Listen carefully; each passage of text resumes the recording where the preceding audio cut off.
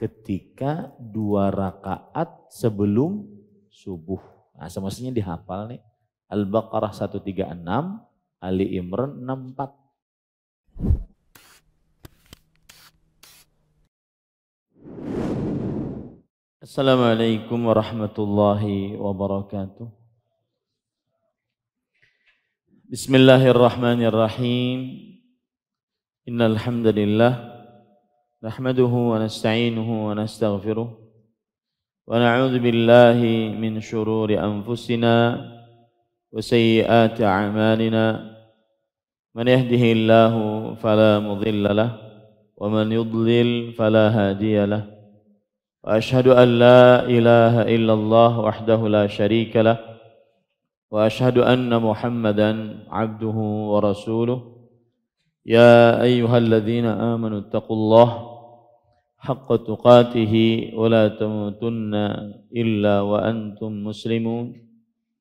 Ya ayyuhan nasu taqu rabbakumul ladzi khalaqakum min nafsin wahidah wa khalaqa minha zawjaha وبث منهما رجالا كثيرا ونساء واتقوا الله الذي تساءلون به والأرحام إن الله كان عليكم رقيبا.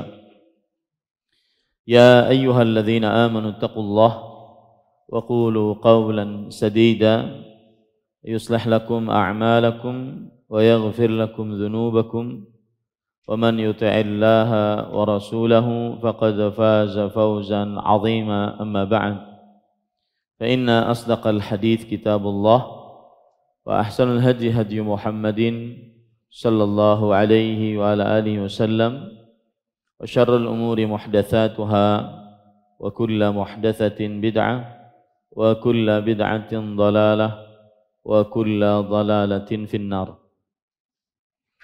Alhamdulillah, kita bersyukur pada Allah Subhanahu wa taala pada hari ini, hari Selasa malam 26 Jumadil Ula 1444 Hijriah. Kita dimudahkan oleh Allah Subhanahu wa taala untuk duduk bersama mengkaji kembali kitab Umdatul Ahkam min kalami khairil anam fima ittafaqa alaihi al-Bukhari wa Muslim, yang ditulis oleh Al-Hafidh Abdul Ghani bin Abdul Wahid Al-Maqdisi rahimahullah. Salawat dan salam semoga selalu Allah berikan kepada Nabi kita Muhammad sallallahu alaihi wa ala alihi wasallam, pada keluarga beliau, para sahabat, serta orang-orang yang mengikuti beliau sampai hari kiamat kelak. Dengan nama-nama Allah yang husna dan sifat-sifatnya yang ulia, kita berdoa, Allahumma inna nas'aluka ilman nafi'an wa rizqan tayyiban wa amalan mutaqabbala. Allahumma amin. Ahibati fillah, afanillah wa iyyakum. Kita pada kesempatan kali ini masuk kepada hadis yang ke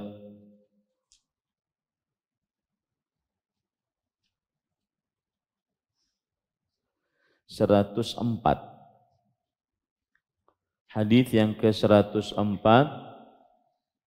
penulis rahimahullahu taala berkata, an Jubair ibn Mut'im radhiyallahu anhu qala sami'tu an-nabiyya sallallahu alaihi wa ala alihi wasallam yaqra'u fil maghribi bit-tur. Dari Jubair ibn Mut'im radhiyallahu anhu, beliau mengatakan, aku mendengar Nabi Muhammad sallallahu alaihi wa ala alihi wasallam membaca surat At-Tur ketika sholat maghrib. Poin pertama yaitu biografi perawi dari hadis ini. Beliau adalah sahabat Nabi Jubair bin Mut'im bin Adi Al-Qurashi An-Naufali.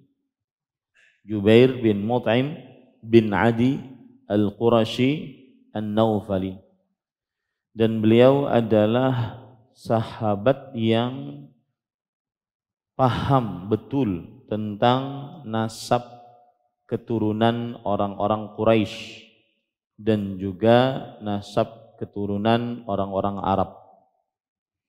Dan beliau bercerita, aku akhadtun nasaba an Abi Bakrin as-Siddiq radhiyallahu anhu.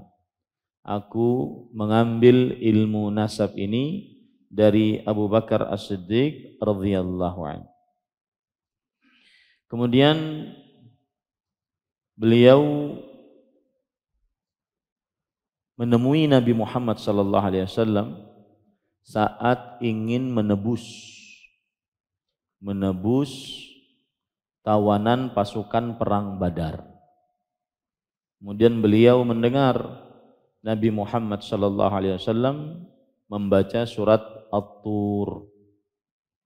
Lalu ketika sampai kepada surat At-Tur ayat 35, Allah berfirman, am khuliqu min ghairi syai'in am humul khaliqun, sampai kepada ayat yang ke-37, yang artinya apakah mereka manusia diciptakan tanpa sesuatu atau mereka mencipta diri mereka sendiri. Kata Jubair bin Mut'im ketika mendengar ayat ini, kada qalbi an yatir, hampir saja jantungku copot,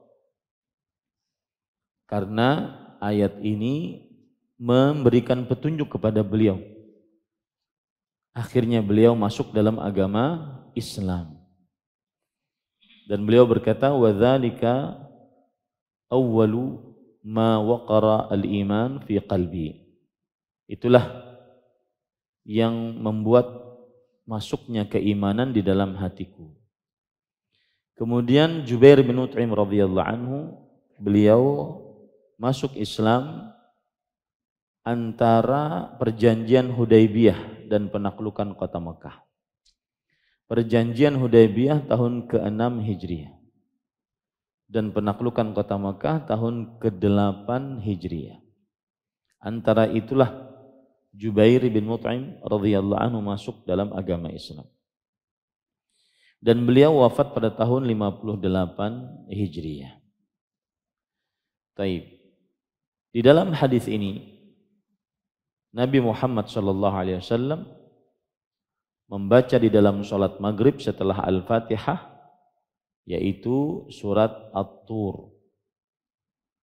Dan kebiasaan Rasulullah sallallahu alaihi wasallam membaca di dalam salat maghrib setelah Al-Fatihah adalah surat-surat yang pendek, disebut dengan Al-Mufassal. Surat-surat yang pendek yang disebut dengan Al-Mufassal. Kebiasaan Nabi kalau salat maghrib seperti itu. Al-Mufassal ini dibagi oleh para ulama rahimahumullahu ta'ala. Ada surat-surat yang pendek dan dia panjang, banyak ayatnya. Ada surat-surat yang mufassal dan dia pertengahan. Dan ada surat-surat yang mufassal dan dia sangat pendek. Para ikhwah yang dirahmati oleh Allah Subhanahu wa taala, ada hadis yang menjelaskan akan hal ini. Pembagian-pembagian surat. Yaitu hadis Aus bin Hudzaifah. Beliau bercerita, sa'altu ashab Rasulullah sallallahu alaihi wasallam kaifa yahzibuna al-Qur'an. Aku bertanya kepada para sahabat Nabi radhiyallahu anhu, bagaimana mereka membagi-bagi Al-Qur'an saat membacanya. Qalu thalathun wa khamsun wa sab'un wa tis'un wa ihda asyrata wa thalatha asyrata wa hizbul mufassal wahdahu. Ada yang berkata yang pertama yaitu thalathun. Thalathun di sini berarti surat Al-Baqarah, kemudian Ali Imran, kemudian An-Nisa. Ini yang dimaksud dengan thalathun. Al-Baqarah, Ali Imran, An-Nisa. Lalu khamsun, yaitu dari mulai Al-Maidah, Al-An'am, Al-A'raf, Al-Anfal, At-Taubah. 5. 3 surat panjang, kemudian 5 surat. Jadi para sahabat Nabi kalau baca Quran, mau menghatamkan Al-Quran, senantiasa membaginya seperti itu. 3 surat dulu baca, Al-Baqarah, Ali Imran, An-Nisa. Kemudian 5 surat, Al-Maidah, Al-An'am, Al-A'raf, Al-Anfal, At-Taubah. 5 surat. Kemudian setelah itu 7 surat. Setelah itu 7 surat. Dari mulai Yunus, Hud, Yusuf, Ar-Ra'd, Ibrahim, Al-Hijr, An-Nahl. Ya, 7 surat. Baru setelah itu 9 surat. Al-Isra, Al-Kahfi, Maryam, Toha, Al-Anbiya, Al-Hajj, Al-Mu'minun, An-Nur, Al-Furqan. 9 surat. Kemudian 11 surat. Asy-Syu'ara, An-Naml, Al-Qasas, Al-Ankabut, Ar-Rum, Luqman, As-Sajdah, Al-Ahzab, Saba, Fatir, kemudian Yasin. 11 surat. Tadi begitu ya. Yaitu bacaannya adalah 3, 5, 7, 9, 11. Kemudian 13 surat.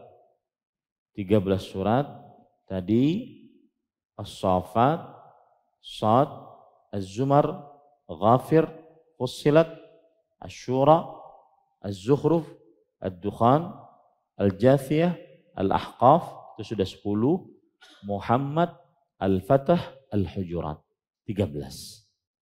Jadi begitu, kalau ingin menghatamkan Al-Quran, hari pertama 3 surat, hari kedua 5 surat, diurut gitu. Hari ketiga 7 surat, hari keempat 9 surat, hari kelima 11 surat, hari keenam 13 surat. 13 surat tadi sampai kepada surat Al-Hujurat.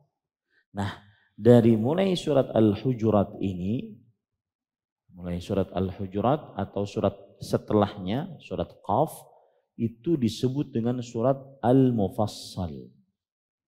Al-Mufassal karena banyak potongan-potongan, karena ayatnya pendek-pendek. Nah, Al-Mufassal ini dibagi menjadi 3. Al-Mufassal yang suratnya panjang, Al-Mufassal yang suratnya pertengahan, Al-Mufassal yang suratnya pendek.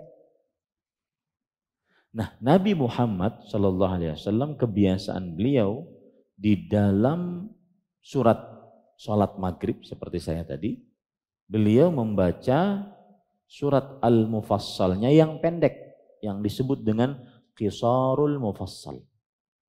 Surat Mufassal yang ayatnya pendek-pendek dan suratnya pun pendek. Itu dari mulai surat apa Ustadz? Yaitu surat Ad-Duha, Wad-Duha, sampai An-Nas. Nah itu surat Al-Mufassal, Qisarul Mufassal namanya. Qisar itu artinya pendek, Al-Mufassal karena ayatnya potong-potong. Dan suratnya pun pendek. Ya, gitu ya. Jadi apa ilmunya yang sudah kita pelajari? Bahwa kalau mau menghatamkan Al-Quran, begitu caranya. Dahulu para sahabat. 3, 5, 7, 11, 13.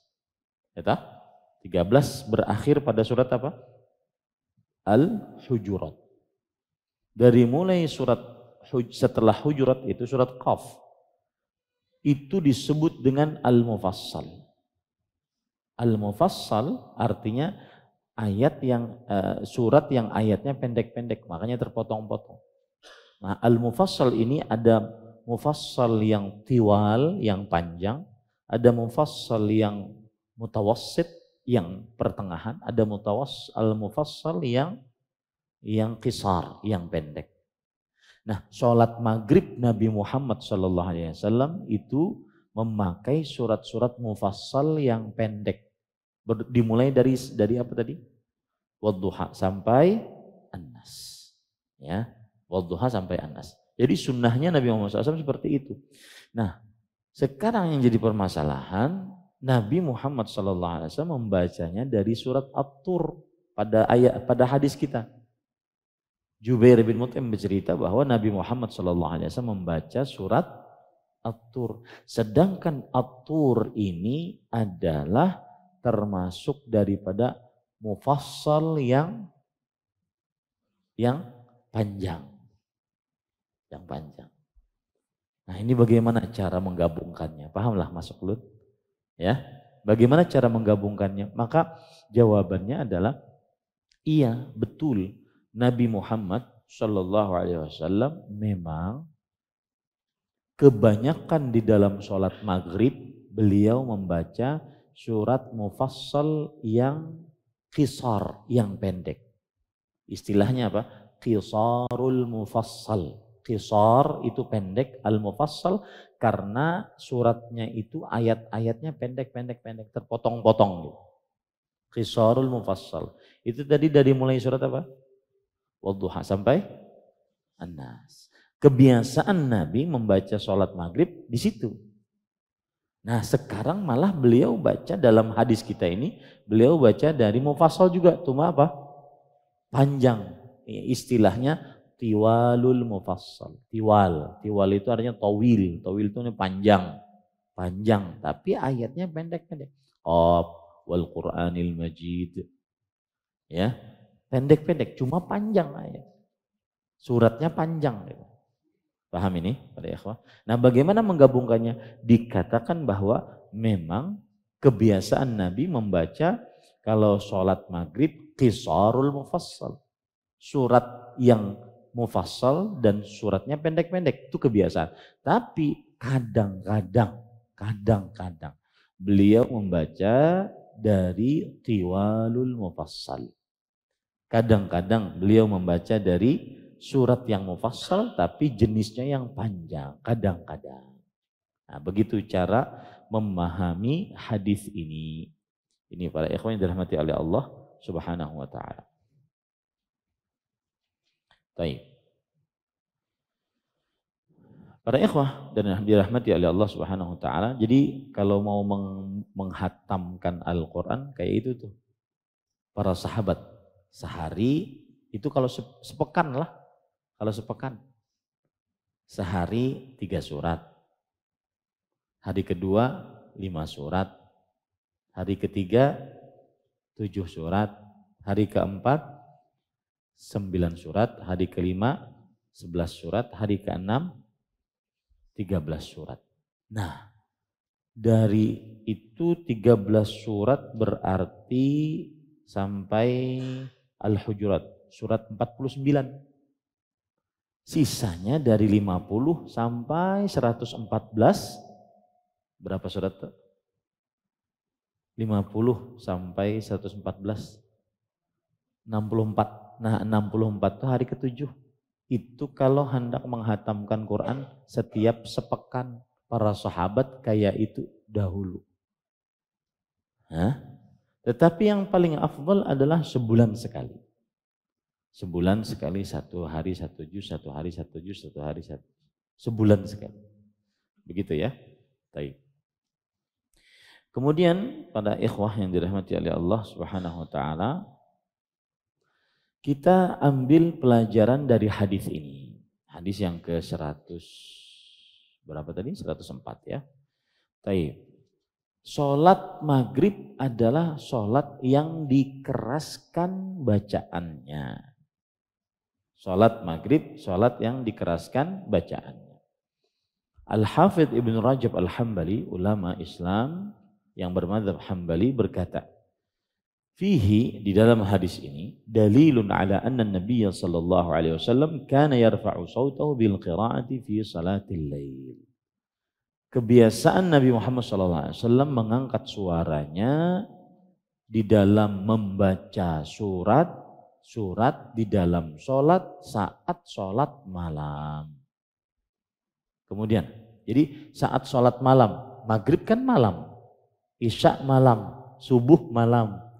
Nah kebanyakan beliau pas malam pasti suratnya dibaca dengan suara yang keras. Gitu ya.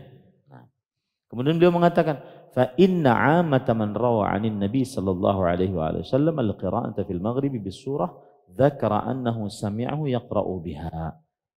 Bahwa kebanyakan yang meriwayatkan dari Nabi Muhammad SAW bacaan di dalam sholat saat beliau sholat maghrib dengan membaca surat. Berarti makmum mendengar kada? Mendengar. Kalau makmum kada mendengar, kada mungkin makmum meriwayatkan bahwa Nabi di dalam sholat maghrib membaca surat At-Tur. Karena makmumnya mendengar berarti imamnya suaranya keras. Nah itu dalil yang menunjukkan bahwa sholat malam termasuk di dalamnya sholat maghrib itu bacaannya dibaca dengan suara yang keras. Sunnahnya begitu. Kalau sholat, ya, ini saya sering perhatikan sholat sendirian kadang di bandara misalnya. Sholat maghrib kah, sholat isya kah, behinip aja sih. Enggak, dikeraskan bacaan. Tidak seperti sholat zuhur, sholat asar, tidak seperti sholat zuhur, sholat asar. Dikeraskan bacaan. Kalau sholat maghrib atau isya atau subuh. Ya. Orang nanti celingak-celinguk melihat-lihat, ya itu bukan urusan. Yang penting sunnah Rasul kalau sholat malam itu dikeraskan. Kemudian wa fi dzalika dalilul jahr. Nah, di dalam hal ini terdapat bukti bahwa Nabi Muhammad SAW sholat maghrib membaca dengan suara yang keras saat sholat. Wal jahru bil qiraati fil maghrib ijma'ul muslimina ra'yan wa amalan bihi. Dan membaca dengan suara yang keras di dalam sholat maghrib ini adalah ijma'. Kesepakatan kaum muslimin secara pendapat mereka dan juga amal yang dilakukan oleh Rasulullah sallallahu alaihi wasallam.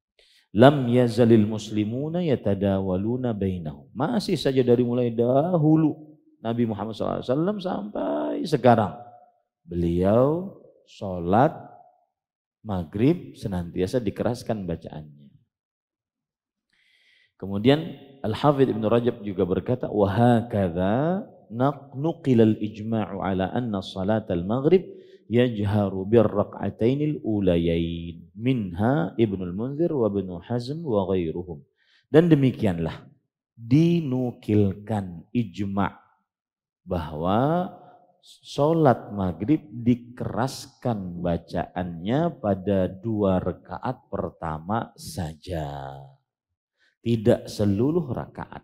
Yang menukilkan diantaranya adalah ulama Imam Ibnul Munzir dan ulama Imam Ibnu Hazm dan selain mereka.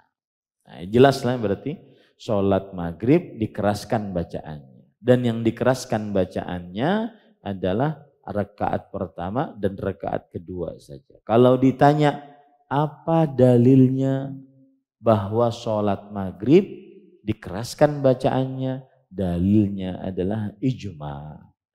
Dalilnya adalah apa? Ijma.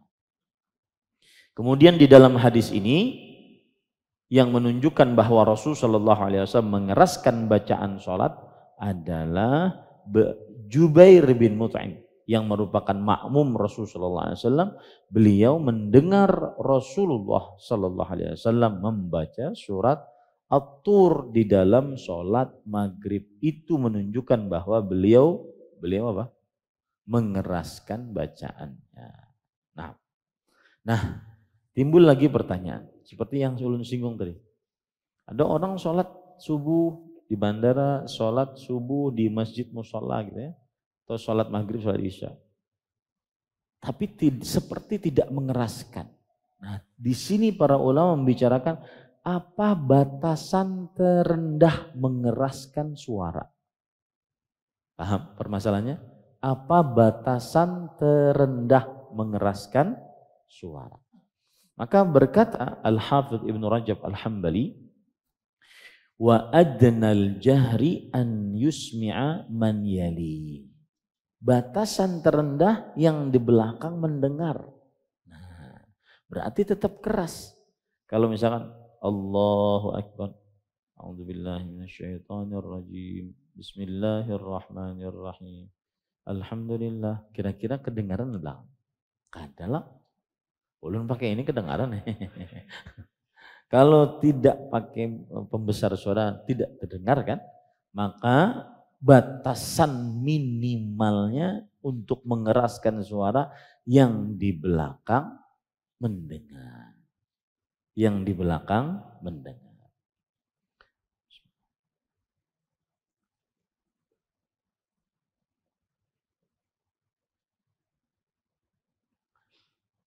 Beliau berkata, hadza qaulu ashabina. Ini adalah pendapat ulama mazhab Hambali. Wasyafi'iyyah wa ghairuhum. Dan ini adalah juga pendapat ulama mazhab Syafi'i dan selain mereka, yaitu batasan terendah mengeraskan bacaan saat sholat maghrib, sholat isya, sholat subuh, sholat yang dikeraskan bacaannya adalah yang di belakang bisa mendengar bacaan sidik. Yang di belakang bisa mendengar bacaan imam. Waqad sabaqa 'an Ibnu Mas'ud radhiyallahu anhu qala man asma'a udhunayhi falam yukhafit wa huwa yadullu ala adna al-jahri an yusmi'a nafsah. Dan telah disebutkan riwayat dari Abdullah bin Mas'ud radhiyallahu anhu. Abdullah bin Mas'ud radhiyallahu anhu adalah sahabat Rasul sallallahu alaihi wasallam, bahwa siapa yang memperdengarkan kedua telinganya maka dia tidak kurang, berarti dia tidak menyembunyikan bacaan. Berdasarkan perkataan Abdullah bin Mas'ud ini berarti tidak seperti pendapat yang pertama tadi, yaitu harus mendengarkan ke belakang, tetapi cukup dirinya saja mendengar. Berarti ini pendapat kedua, bahwa batasan terendah mengeraskan suara saat sholat adalah cukup memperdengarkan dirinya sendiri, tidak perlu memperdengarkan makmum yang di belakang. Ini riwayat yang kedua. Wa rawa Waqi'un an Sufyan an Ash'ath ibn Sya'tha an al-Aswad ibn al-Hilal an Ibnu Mas'ud radhiyallahu anhu qala lam yukhafit man asma'a udhunayhi. Diriwayatkan oleh Waqi', meriwayatkan dari Sufyan bin Masruq Ats-Tsauri, meriwayatkan dari Ash'ath bin Abi Sya'tha, meriwayatkan dari Al-Aswad bin Hilal, meriwayatkan dari Abdullah bin Mas'ud radhiyallahu anhu bahwa tidak menyembunyikan bacaan jika dia memperdengarkan kedua telinganya. Artinya cukup dirinya mendengar. Ini berarti pendapat kedua.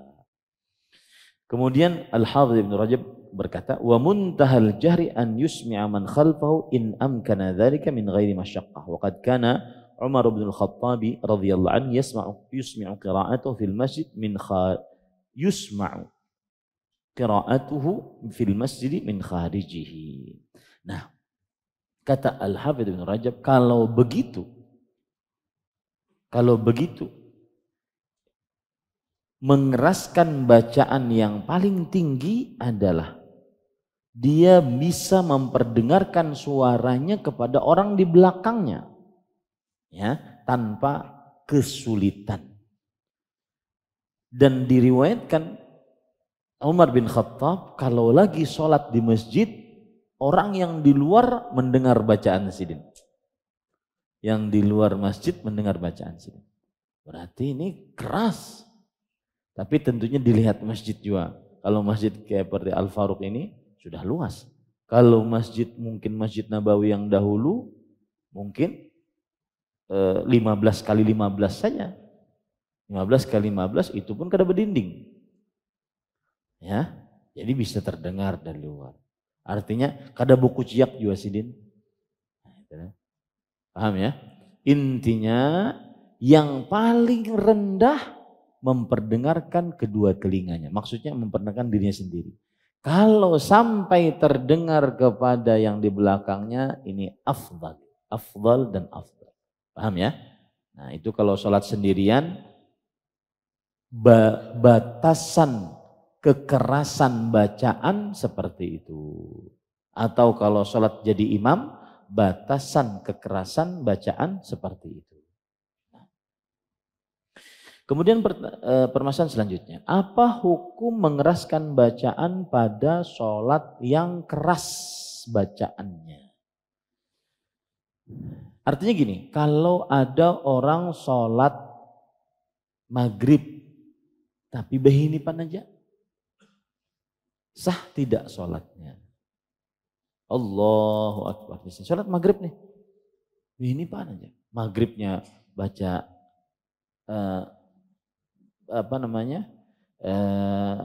rahasia, lirih bacaannya, suratnya lirih juga. Yang di belakang kada tahu. Subhanallah. Subhanallah. Apa hukumnya ini? Maka jawabannya terjadi khilaf di antara ulama. Jumhur ulama mengatakan bahwa mengeraskan bacaan sholat di dalam sholat-sholat yang dikeraskan bacaannya hukumnya adalah sunnah. Tidak batal sholat kalau ditinggalkan. Tidak batal sholat kalau tinggal. Jadi kalau ada orang sholat maghrib, imam nih sholat maghrib, suaranya lirih, sah tidak sholatnya? Sah. Menurut pendapat jumhur, sah sholatnya. Tidak batal sholatnya. Sholat isya, ya, rupanya si Dini disangiti bini di rumah. Jadi imam kada kepikiran lagi macam-macam. Ya, maka akhirnya dia sholatnya tidak khusyuk. Di antara menunjukkan dia tidak khusyuk, dia meninggalkan mengeraskan bacaan saat yang semestinya bacaannya dikeraskan. Maka sholatnya apa? Sah. Hukumnya sunnah. Ya, ini pendapat jumhur ulama rahimahullah ta'ala. Baik. Kemudian, apa hukum mengeraskan bacaan di dalam sholat yang keras tapi serongan sendirian? Yang saya bilang tadi, sholat maghrib di bandara serongan, sholat isya serongan, sholat sendirian dia, karena dia safar.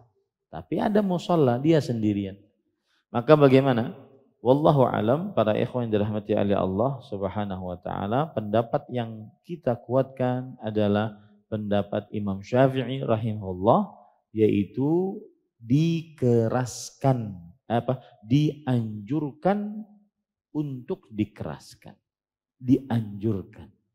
Tidak wajib berarti, dianjurkan untuk dikeraskan. Nah, tadi batasan pengerasan baik didengar oleh sendiri atau sampai orang yang di belakang. Biasanya musola-musola itu wadahnya halus, kemudian dindingnya tertutup banget. Jadi kalau sedikit saja baca langsung terdengar. Ya.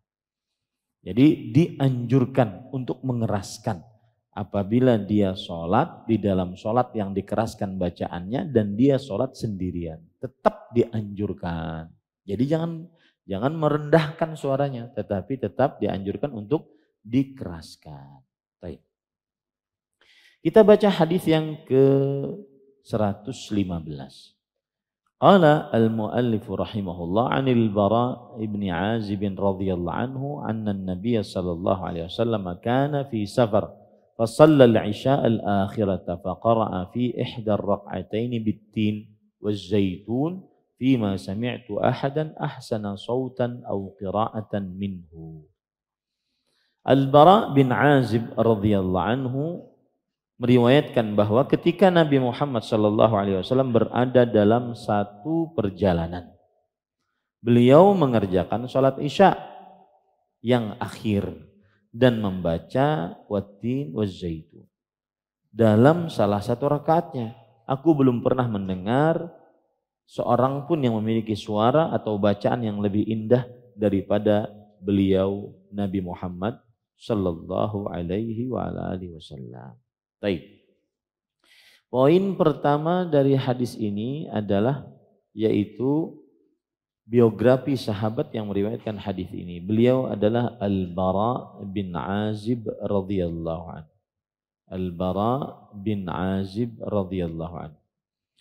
Al-Bara bin Azib, nama beliau lengkapnya adalah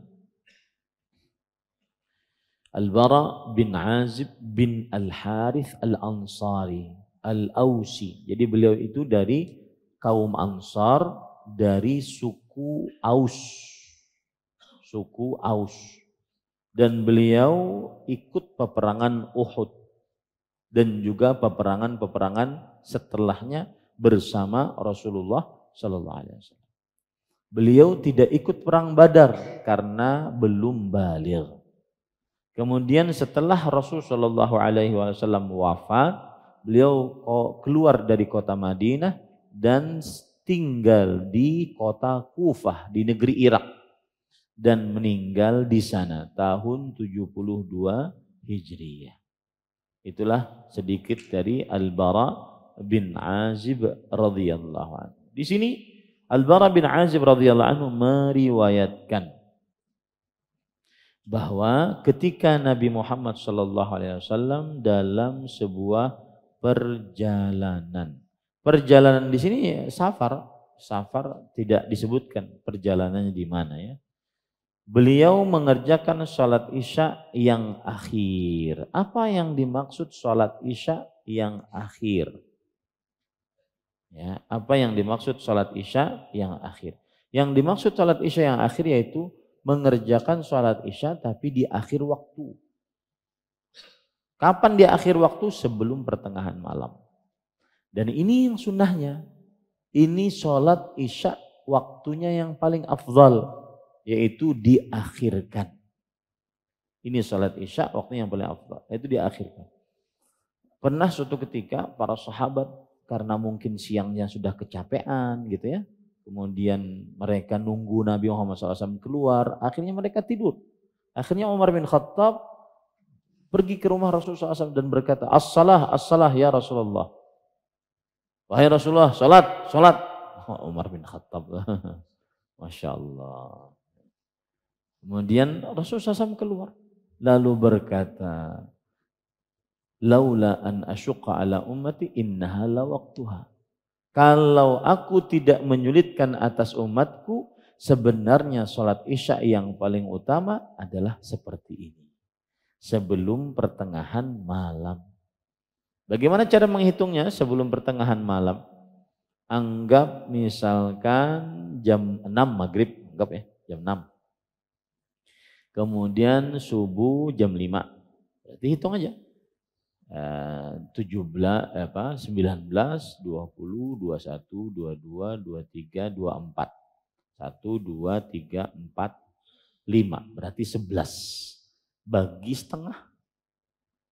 Ya. Berarti 19, 20, 21, 22, 23, setengah 1.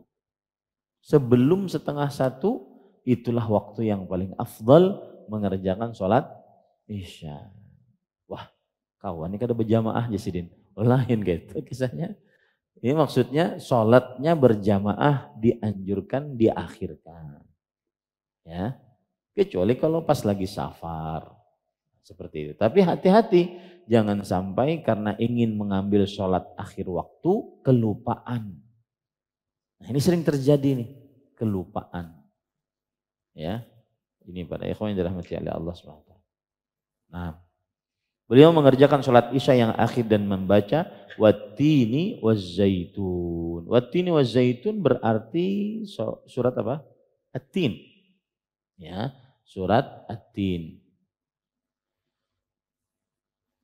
Kemudian pada ikhwan yang dirahmati oleh Allah Subhanahu wa taala, aku belum pernah mendengar Rasulullah sallallahu bacaan atau suara yang lebih indah daripada Rasulullah sallallahu alaihi wa ala alihi wasallam. Baik. Kita ambil beberapa pelajaran dari hadis ini. Yaitu hadis ini menunjukkan mengeraskan bacaan di 2 rakaat sholat isya. Nah, mengeraskan bacaan di 2 rakaat sholat isya.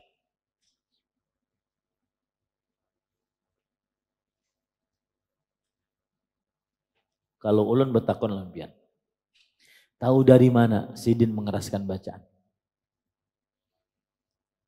Coba lihat hadisnya, kan mengikuti kitab berataan tuh. Hah? Mendengarkan bacaan surat At-Tin. Ada lagi kalimat yang lebih kuat. Coba baca artinya.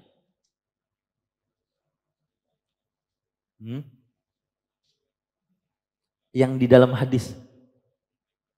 Nah, itu dia. Karena Al-Bara' bin Azib mengatakan, aku belum pernah mendengar seorang pun yang memiliki suara mendengar seorang pun. Berarti beliau mengeraskan bacaan. Kata-kata mendengar seorang pun yang memiliki suara atau bacaan yang lebih indah daripada suara Nabi Muhammad Sallallahu Alaihi Wasallam. Nah, ini menunjukkan kepada jahar, kepada dikeraskan bacaan. Kemudian kalau ulun bertakon lagi, dari mana kita tahu kalau seandainya 2 rakaat pertama isya dikeraskan bacaan? Lihat dari arti hadis, dari mana?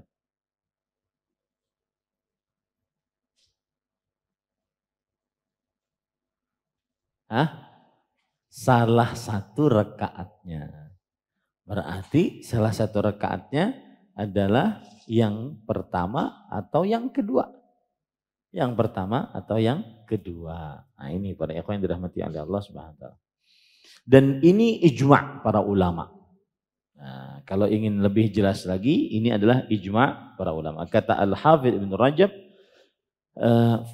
di dalam hadis disebutkan, fama sami'tu ahsana sautan minhu. Aku tidak pernah mendengar suara yang lebih bagus daripada Rasulullah SAW. Wa hadza yadullu 'alal jahr. Ini menunjukkan kepada mengeraskan bacaan. Wa bikulli hal, dan bagaimanapun, fal jahru bil qira'ati fi ar-rak'atainil ulain min al-'isya muttafaqun 'alaihi bainal muslimin. Bagaimanapun mengeraskan bacaan di dalam 2 rakaat pertama dalam sholat isya ini disepakati oleh kaum muslimin. Ulun tambah sedikit. Waqad tadawalathul ummatu amalan bihi qarnan ba'da qarn.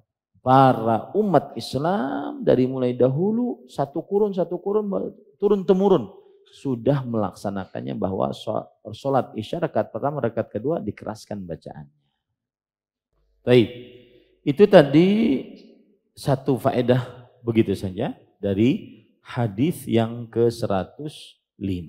Kita baca hadis yang ke-106. Qala al-muallif rahimahullah an Aisyah radhiyallahu anha anna Rasulullah sallallahu alaihi wasallam ba'atha rajulan ala sariyah fakana yaqra'u li ashabihi fi salatihi fayakhtimu bi qul huwallahu ahad. Falamma raja'u ذكروا لذلك لرسول الله صلى الله عليه وسلم فقال سألوه لأي شيء صنع ذلك فسألوه فقال لأنها صفة الرحمن عز وجل فأنا أحب أن أقرأ بها فقال رسول الله صلى الله عليه وسلم أخبروه أن الله تعالى يحبه. طيب. Aisyah radhiyallahu anha meriwayatkan bahwa Rasul sallallahu alaihi wasallam mengutus seseorang untuk memimpin pengiriman pasukan. Orang tersebut biasa membaca surat untuk mengimami rekan-rekannya dalam sholat mereka. Dan menutupnya dengan Qul huwallahu ahad, yaitu surat Al-Ikhlas. Ketika pasukan itu kembali, mereka mengadukan hal tersebut kepada Rasulullah SAW. Nabi Muhammad SAW bersabda, tanyakan kepadanya mengapa dia melakukan hal itu. Mereka pun bertanya kepadanya. Orang tersebut menjawab, surat tersebut merupakan sifat Allah Azza wa Jalla.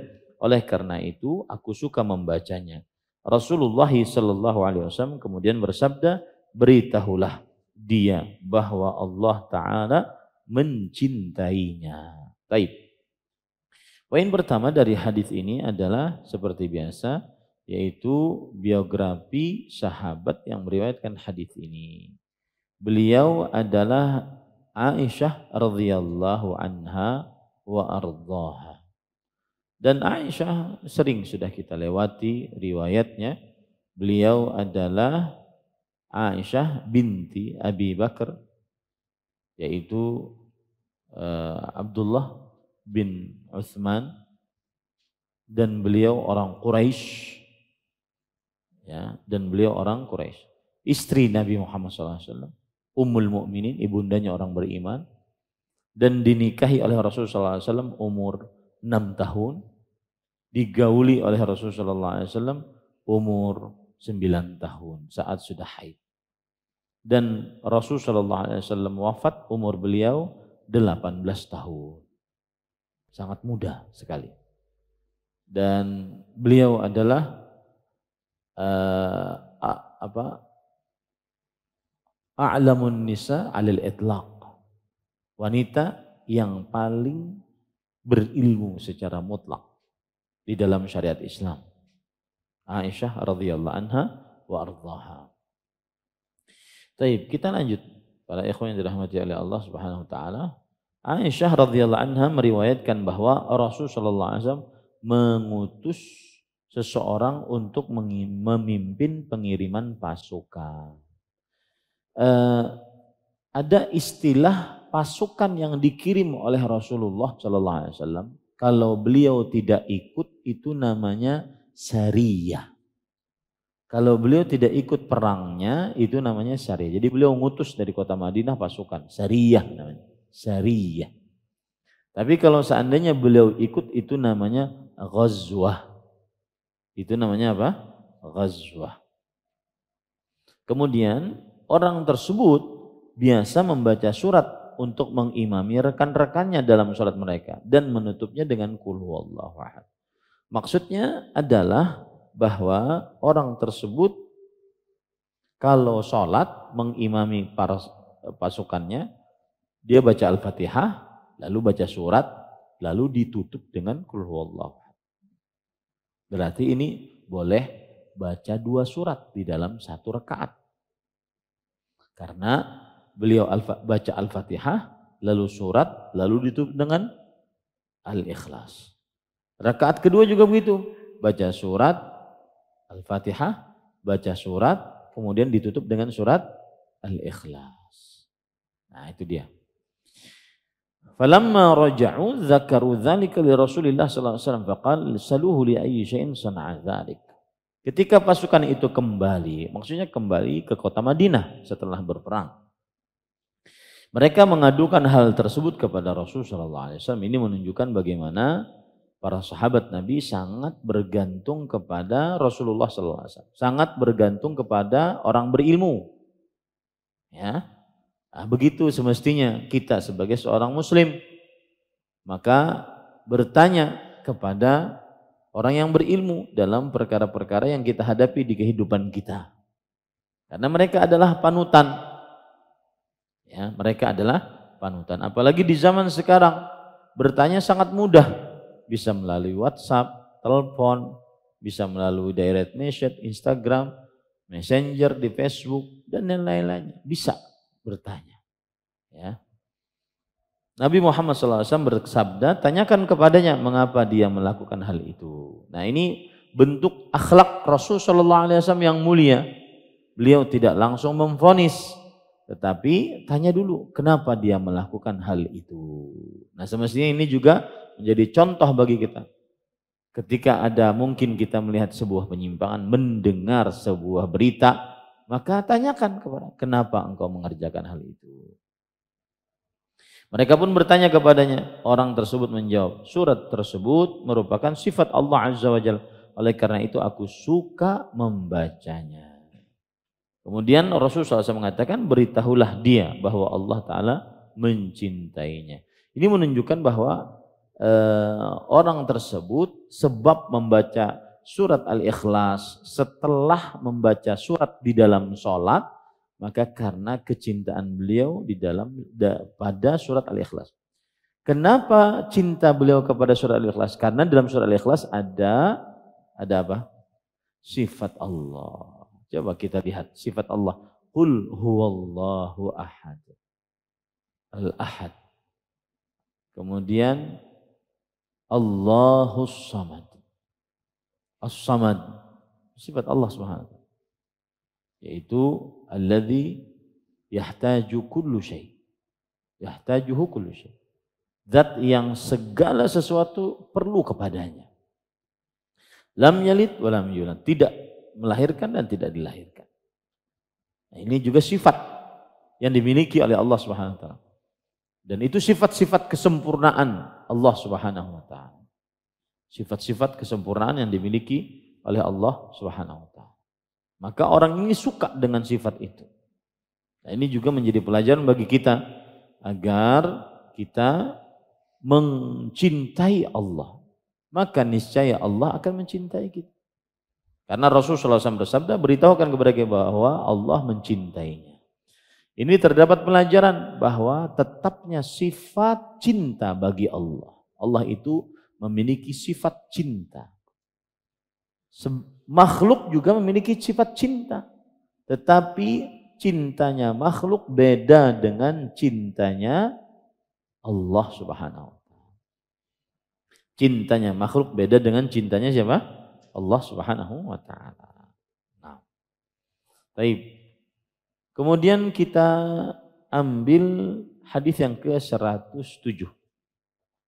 Adapun berkaitan dengan fikihnya, ya, fikihnya menunjukkan bahwa boleh membaca 2 surat dalam 1 rakaat. Nah, boleh membaca berapa surat? 2 surat dalam 1 rakaat. Baik, para ikhwan yang dirahmati oleh Allah Subhanahu wa taala, selanjutnya hadis yang ke-104, yang hadis yang terakhir dalam bab ini, bab yang ke-16. An Jabir radhiyallahu anhu anna an-nabiy sallallahu alaihi wasallam qala li Mu'adz, "Falaula sallaita bi sabbih isma rabbikal a'la wa syamsi wa duhaha wal laili idza yaghsha, fa innahu yusalli wara'aka al-kabir wad dha'if wa dzul hajah." Artinya hadis yang ke-107 ya, afwan, bukan 104. Ya, di dalam kitab saya yang berbahasa 104 Mas saya. Makanya tadi saya minta kitab. Mas Surya pahamnya papan tulis. 107 An Jabir bin Abdullah radhiyallahu anhu. Jadi Jabir meriwayatkan bahwa Nabi Muhammad sallallahu alaihi wasallam bersabda kepada Mu'adz, sebaiknya engkau sholat dengan membaca surat Al-A'la, surat Asy-Syams, surat Al-Lail. Karena orang yang makmum denganmu adalah orang yang sudah tua, orang lemah dan memiliki banyak urusan. Nah, ini kapan dibacanya? Kapan dibacanya? Maka para ikhwah yang dirahmati oleh Allah Subhanahu wa taala, ada pembagian-pembagian yang disebutkan oleh para ulama tentang apa saja yang dibaca oleh Rasulullah SAW ketika beliau sholat. Ya, apa saja yang beliau baca ketika beliau sholat.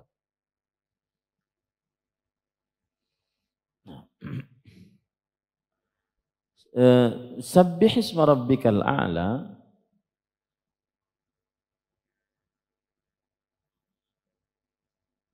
Sebentar ya.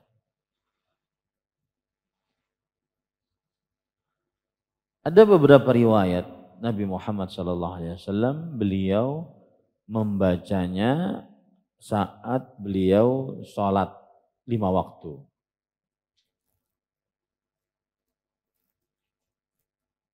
Saya bacakan ya. Disebutkan di dalam kitab Al-Adhkar yang ditulis oleh Imam An-Nawawi bahwa hendaknya surat yang dibaca setelah Al-Fatihah pada sholat subuh dan sholat zuhur memakai tiwalul mufassal. Apa tadi istilahnya? Tiwalul mufassal. Yaitu surat yang panjang tapi ayatnya pendek. Nah tadi saya belum menjelaskan tiwalul mufassal dari surat apa sampai ke berapa, kemudian mutawassitul mufassal dari surat apa sampai ke berapa, kemudian qisarul mufassal dari surat apa sampai ke berapa. Ya. Wallahu a'lam, para ikhwan yang dirahmati oleh Allah, perhatikan baik-baik bahwa tiwalul mufassal itu yang panjang ya, panjang tapi suratnya pendek-pendek. Itu dari surat Al-Hujurat sampai surat Al-Buruj. Al-Hujurat sampai Al-Buruj. Kalau lihat Qur'annya dari surat 49 tadi sampai kepada surat Al-Buruj. Surat yang ke-85. 49 sampai 85. Itu istilahnya apa tadi? Tiwalul mufassal. Surat yang panjang tapi ayatnya pendek-pendek. Apa istilahnya? Tiwalul mufassal. Nah itu dibaca sholat subuh dan zuhur. Nah, kata Imam Nawawi, itu dibaca sholat subuh dan zuhur. Tiwalul mufassal. Taib. Wasatul mufassal apa? Dari mulai 85 tadi sampai kepada wadduha. 93, 85, 93. Kemudian 93, itu wasatul mufassal, pertengahan. Ya. Dari 93 sampai kepada 114 itu namanya qisarul mufassal. Surat mufassal yang pendek-pendek. Nah, sudah paham ya? Saya coba ulangi. Tiwalul mufassal apa artinya dulu? Surat panjang tapi ayatnya pendek-pendek. Mulai surat berapa? Surat keberapa? Surat 49. Yaitu surat apa itu? Surat Al-Hujurat. Sampai kepada surat Al-Buruj 85. Sampai kepada surat Al-Buruj 85. Baik. Kemudian apalagi istilahnya? Wasatul mufassal. Wasat itu artinya apa? Pertengahan. Wasatul mufassal. Dimulai dari kapan? Dari surat apa? 85 tadi Al-Buruj sampai kepada Wadduha 94. 85 93 afwan 93. Kemudian Wadduha sampai An-Nas istilahnya apa? Qisarul mufassal. Ya, baik. Sekarang bacaan-bacaan Rasulullah, coba perhatikan. Subuh dan zuhur, perhatikan baik-baik. Biasanya membaca apa? Tiwalul mufassal. Ya, subuh dan zuhur biasanya membaca tiwal mufassal. Nah, kemudian pada ikhwan yang dirahmati oleh Allah Subhanahu wa taala, adapun sholat asyar dan isya. Asar, isya ini membaca wasatul mufassal. Dari mulai surat apa tadi? Dari mulai surat apa tadi? Wasat Al-Buruj sampai Wadduha. Itu asar.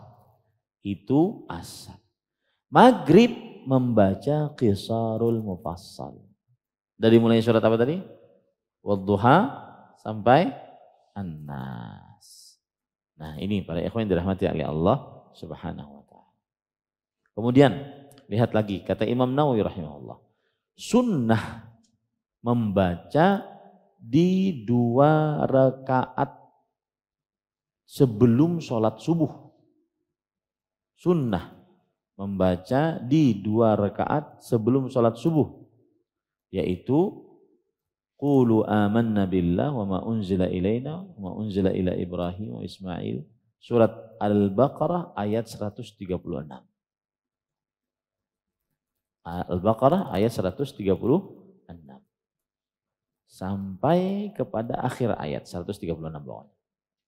Kemudian rakaat kedua setelah Al-Fatihah membaca Ali Imran ayat 64. Ini sunnahnya ketika 2 rakaat sebelum subuh. Nah, semestinya dihafal nih. Al-Baqarah 136, Ali Imran 64.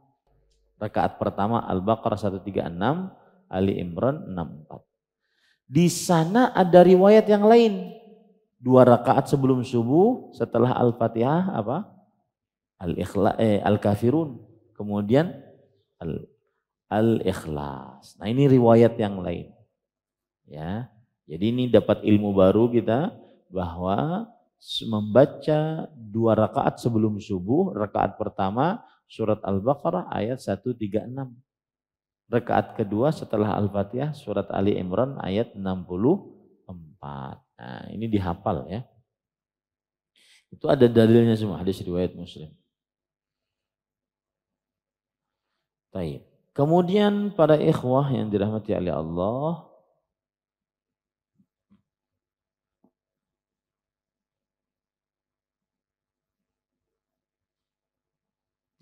nah itu cukuplah, itu ya. Jadi kalau kita ringkas tadi, kalau sholat subuh kita runut dari sholat subuh juga. Sholat subuh bacaannya apa? Tiwalal mufassal. Tiwal mufassal. Sholat zuhur apa? Tiwal mufassal. Sholat asar apa? Wasatul mufassal. Sholat maghrib apa? Qisar mufassal. Sholat isya apa? Wasatul mufassal. Jadi sholat subuh zuhur panjang. Dari mulai Al-Hujurat sampai Al-Buruj yang panjang-panjang itu. Itu sunnahnya. Ya. Kemudian sholat asar dan isya itu pertengahan. Dari mulai Al-Buruj sampai Wadduha. Sampai Wadduha. Ya. Jadi kalau orang baca pas isya itu sabisma rabbikal a'la, kemudian hal ataka haditsul ghasyiyah, sudah sunnah itu. Sudah sunnah. Kemudian sholat apa lagi? Sudah ya? Maghrib qisar mufassal. Dari mulai surat Wadduha sampai An-Nas. Bisa dipahami ya? Alhamdulillah selesai. Kita mempelajari bab yang ke-16. Adakah pertanyaan? Jika ada, silakan.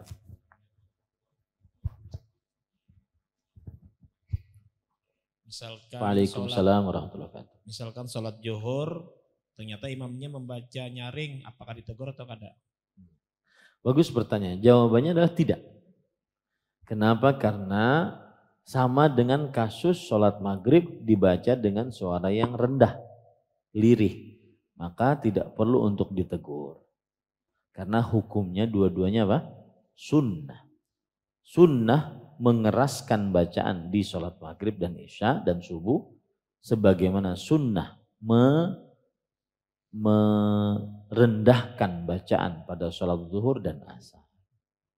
Tidak ditegur. Wallah. Nah, yang lain? Cukup kiranya? Ya. Alhamdulillah kita selesai bab yang ke-16 insyaallah taala. Pada selasa yang akan datang kita bahas tentang bab yang ke-17. Bab tentang mengeraskan bacaan. Mudah-mudahan kita masih diberikan umur yang panjang dalam kebaikan. Sallallahu Nabi Muhammad walhamdulillahi rabbil alamin. Subhanakallah bihamdik. Asyhadu an la ilaha illa anta astaghfiruka wa atubu ilaik. Wassalamualaikum warahmatullahi wabarakatuh. Terima kasih. Jazakumullah khairan wa barakallahu fikum. Video ini dibuat atas partisipasi dari donasi Anda. Semoga menjadi amal jariah bagi Anda semuanya.